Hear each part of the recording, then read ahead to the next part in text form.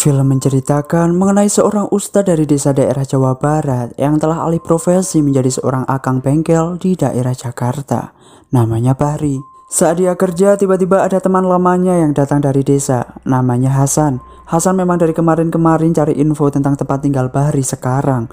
Maksud kedatangan Hasan ke sana, selain silaturahmi, dia pengen Ustadz Bahri balik ke desa lagi karena kondisi desa sedang tidak baik-baik saja. Terlebih lagi, ada seorang warga yang bernama Ratna tengah mengalami sakit keras yang aneh. Bahkan warga desa nggak tahu apa penyebabnya. Ratna menjadi bahan olokan dan cemoohan warga. Terlepas siapa itu Ratna, tapi sepertinya Bahri kenal dengan dia. Bahri pun merasa iba. Namun, Bahri bilang kalau dia bukan Bahri yang Hasan kenal dulu. Sebutan Ustadz sudah tidak pantas untuk dia. Bahri pun menolak tawaran Hasan untuk kembali ke desa.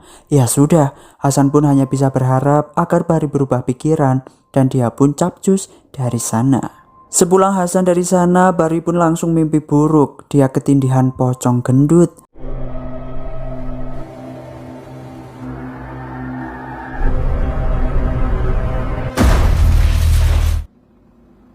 Setelahnya, Bahri ngelihat Ratna yang seperti terbelenggu oleh sesuatu di dalam mobil dan tiba-tiba saja hilang.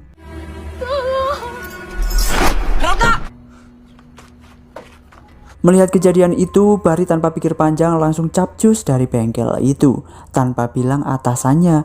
Lalu saudara-saudara, saat dia naik kendaraan umum, tepat di pinggir jalan sedang terjadi kecelakaan. Entah itu pertanda buruk atau hanya kebetulan saja. Di desa, Ratna ternyata memang benar menderita penyakit membagongkan yang keluar belatung dari luka-lukanya. Hanya ibunya lah yang setia merawatnya.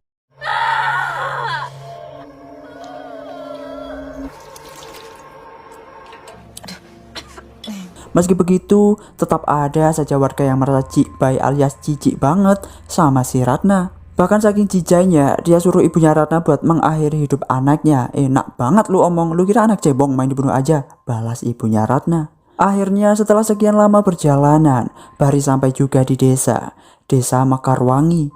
Dalam kondisi hujan rintik-rintik, tiba-tiba saja Hasan sudah ada di sana menyambut hangat si Bahri. Setelah ngobrol-ngobrol, akhirnya dia diantar juga menemui Kiai Fatah, pendiri pondok pesantren di desa Mekarwangi tersebut. Mereka berdua pun melepas kangen setelah sekian lama tidak berjumpa. Tanpa cipika-cipiki, rindu mereka tetap terobati. Kiai Fatah tanya kenapa Bahri dulu memilih pergi dari desa itu. Bahri bilang, dia gak kuat dengan warga desa yang memfitnah dirinya kalau dia pembawa sial. Ternyata, dulu Bahri sempat meruqyah seseorang yang malah berujung modar. Namun, Pak Kiai bilang bahwa hidup mati seseorang itu sudah takdir dari Yang Maha Kuasa. Bahri pun menghela nafas dan bilang bahwa sebenarnya hal utama yang bikin dia balik ke desa itu adalah Ratna. Pak Kiai pun merasa iba atas kondisi Ratna. Namun dia nggak bisa berbuat apa-apa karena sudah tidak berdaya di atas kursi roda. Pak Kiai minta ke Bahri supaya dia yang menolong Ratna. Setelahnya diantarlah Bahri ke kamarnya dulu yang memang masih kosong semenjak kepergian Bahri. Pagi harinya, Bahri flashback ke masa lalu, di mana ternyata Ratna dan Bahri itu dulu saling naksir meskipun keduanya malu-malu kucing. Namun ada satu santri yaitu Asep yang juga suka sama si Ratna. Ternyata dia namanya Asep. Dulu dia tuh ngebet banget nikahin si Ratna. Giliran sekarang udah penyakitan, si Asep justru yang paling gencar ingin mengusir Ratna dari desa itu. Seketika, lamunan Bahri buyar ketika Mamat memanggilnya disuruh ketemu Pak Kiai. Bahri curhat semuanya ke Pak Kiai bahwa penyebab dia berubah adalah ketika dulu saat dia difitnah. Emaknya Bahri gak kuat ngelihat anaknya di penjara hingga dia akhirnya jatuh sakit dan meninggoy saat Bahri di penjara. Bahri nyesel banget gak bisa ikut serta nguburin jasad emaknya. Sejak itulah iman Bahri mulai goyah. Namun Pak Kiai tentu saja menenangkan supaya Bahri tetap berbaik sangka kepada Allah atas ujian yang dia terima. Bahri akhirnya mendatangi kediaman Ratna dengan ditemani Hasan. Disuruh masuklah dan ditawari, mau minum apa mas? Mau susu atau mau kopi? Mau susu bu. Canda. Bahri cuma minta teh anget. Sedangkan Hasan geleng-geleng, mungkin gak haus dia. Bu Fatimah gak cerita banyak soal Ratna. Yang jelas, Ratna bisa jadi kayak gitu setelah dia pergi entah kemana dan tiba-tiba balik dengan kondisi seperti itu. Bahri pun kebingungan, namun dia bilang insya Allah pasti sebisa mungkin akan menolong Ratna. Tiba-tiba Ratna menjerit mendesah kesakitan dengan kencang dari dalam kamar. Langsung ditengoklah sama si ibu. Bahri pun nyusulin ke dalam mau ngeliat kayak apa sih sakitnya si Ratna. Setelah Bahri ngeliat muka Ratna yang busuk penuh bopeng kayak salah skincare, Bahri langsung keluar huwe dan bilang ke Hasan dia nggak sanggup. Hasan bilang pasti bisa, dia yakin Bahri yang sekarang masih Bahri yang Hasan kenal dulu. Hasan pun pamit pulang.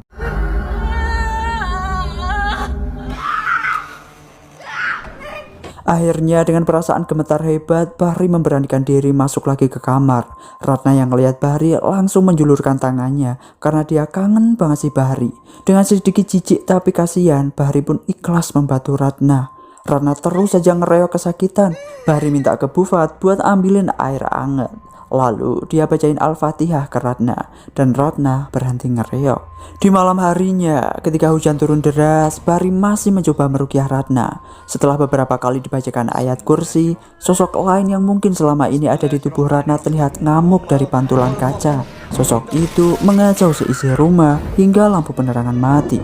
Setelah Bahri selesai membaca doa-doa dan pergi ke belakang manggil Bu Fatimah, tiba-tiba saja Ratna hilang entah kemana. Mereka pun segera nyariin Ratna di dalam rumah tersebut. Setelah beberapa kali diisengin Ratna namun Bahri nggak sadar, akhirnya Bahri ngelihat Ratna di jendela rumah. Meski hujan masih turun, mereka berdua keluar nyariin Ratna yang ternyata Ratna malah lagi duduk santuy di atas genteng. Nggak pakai lama, Ratna langsung meluncur dan mencekik ibunya sendiri sampai pingsan. Bahri yang mencoba menolong juga langsung dicekik oleh Ratna. Imanmu tipis, Bahri. Jin dalam diri Ratna bilang kalau Bahri ini imannya tipis, nggak usah sok cuci dah lo. Namun Bahri tetap membaca doa dan di sisi lain Pak Kiai tahu apa yang sedang terjadi pada Bahri. Dia pun ikut serta mendoakan dari rumah. Hingga akhirnya Ratna modar saat itu juga. Betapa syoknya Bahri dan Bu Fatimah. Astagfirullahaladzim.